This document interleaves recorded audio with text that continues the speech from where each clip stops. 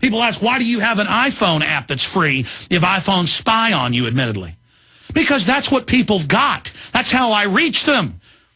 That's like asking somebody in World War I on the line between the front lines with the French and the Germans, why are you fighting on the front line? Because that's where the war is. The war is on YouTube and Google. The war is on Yahoo. The war is on the internet. And if you'll unleash the power you've got as individuals, we collectively can defeat these scumbags very quickly.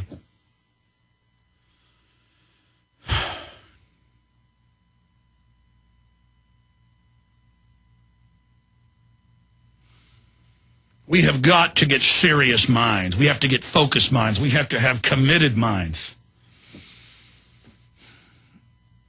When I was about 18 to 22, I went into a health kick, got out of it after that, started drinking, smoking. Few people do that, actually get in shape and they get completely out of it. I ran 6 miles every other day. I lifted weights 4 days a week for 2 hours, and I power lifted. I was a little guy at 180 pounds, but I could bench press 330, squat over 600. I could do over 40 chin-ups. And it's because I exercised my muscles and because I read books on powerlifting and how it was psychological.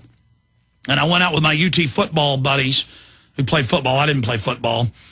And I worked out with guys that were a lot bigger and stronger than me. And it was all about getting in the zone. A little old lady can squat 1,000 pounds. She just doesn't believe she can. That's why they've had cases of women when they're kids squealing under a car. Police have witnessed hundreds of times a woman going, there's the whole car. And it's the same thing in the info war. It's that place in your mind. It's that place in your mind where you've got to trick it and flip it into survival mode, and then nothing can stop you.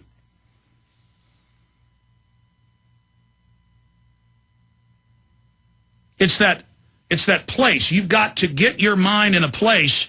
It's like when you're arm wrestling somebody. And if you try really hard, you're not going to beat them.